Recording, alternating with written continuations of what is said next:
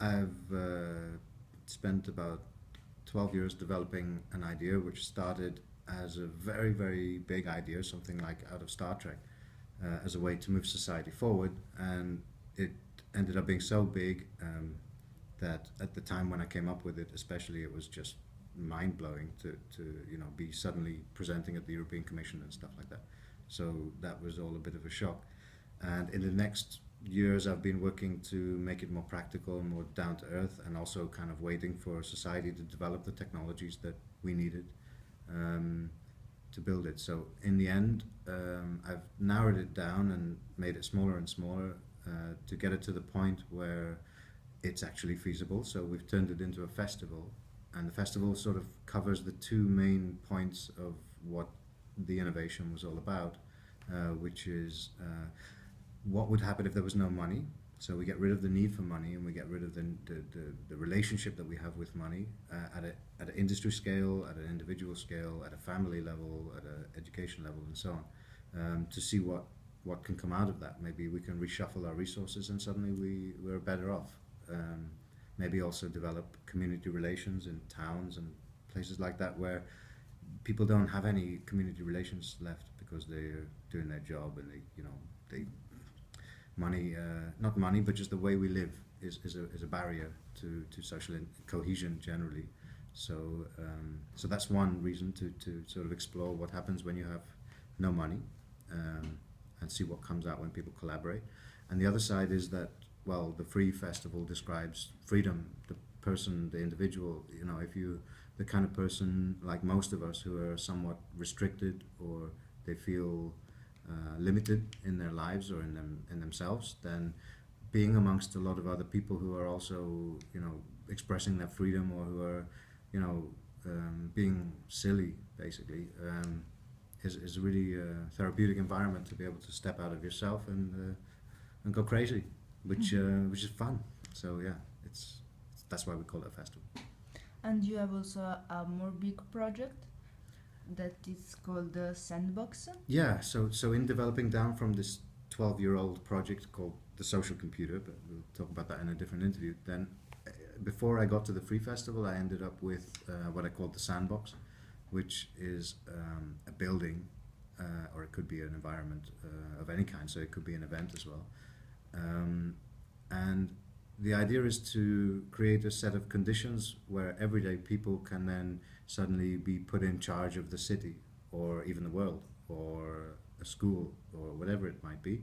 And they kind of play a game, competing with each other to see what the best way would be, or publicly driven. So, for example, you ask people for their ideas, you pick 10 of the most realizable ones, you realize them, and in the end you evaluate them, but all in a public way, so everybody can be involved, and it's not just a group of very high level individuals.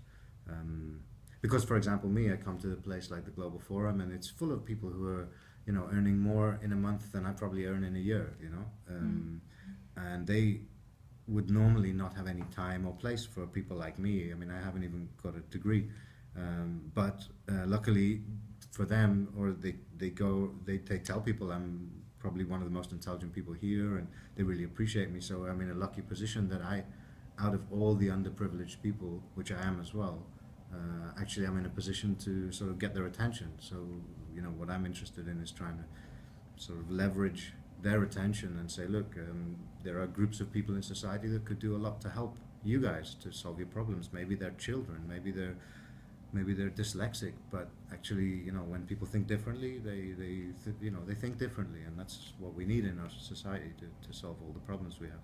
I mean, you can even see in today's world that women are still an underclass in many cultures, which is ridiculous. I mean, not only do they think differently in some ways, but it's just a waste, to look at somebody and think that they're anything. I mean, so for me, it's about sort of generating an open-minded perspective and showing society that maybe a few 15-year-olds can come up with the next government model. It's like saying developing citizenship. Yeah, yeah, it's like deep citizenship, you could say, because for me, citizenship is a form of ownership, and ownership is really, you can only own something when you've been part of creating it. And most people in our society, there's one thing that they miss because they have their job. They go to work, they went through school, they've got their family, they've got their processes, but what they miss in life usually is a feeling of connection to the civilization, that they want to contribute something but they don't know what and they don't know how. And these kind of projects, not just mine, but that's the intention of mine and some other projects around the world, which are about trying to get people to sort of connect back with the main reason for being alive, which is to sort of help the next generation. I mean, I think we've forgotten that somewhere along the line, but if you look deep enough into our past, you'll find that that was the primary goal, and whereas now it's almost discarded, and people look at you crazy if you're trying to do something which is going to make the world a better place, or try and make the world better for the future. It's almost like a dirty word these days, but well, it's not a word, is it? Then stop talking and making people in the condition of doing something Yeah. for their cities, their states. That's great. It's great that you say that, because one of the key points is that a lot of people are not happy with the way things are now, but they don't know what to do, and also they don't really want to do anything. I mean, on the other side, I mean, They if you don't take, know also how to do. yeah, they don't know how. I mean, mainly it's that they don't know how, but also, you could say that they could always go and find out. The information's there. There's nothing stopping them.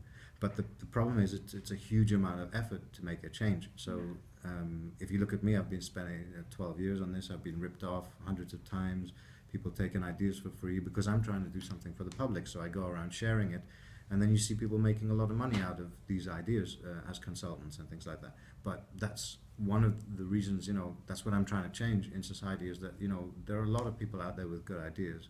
And just because they don't have a big bank account or a rich dad or, a schooling in a very high-end sort of environment, I mean, I like the idea that I kind of represent them, that, people tell me that this idea is like, top level and all that, which is great. But I can then sort of say, well, hey, why is it so difficult to make that happen then? If it's such a great idea, if everybody loves it, then why am I still here?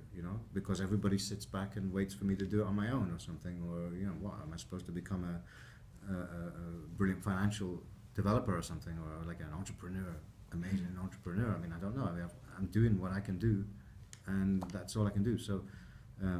So in a way, that's kind of I give an example also to, there are lots and lots of people out there that if you were to pull them into an environment where they can try and make a difference, then you'd be surprised how much they can, So that's the general intention of the project.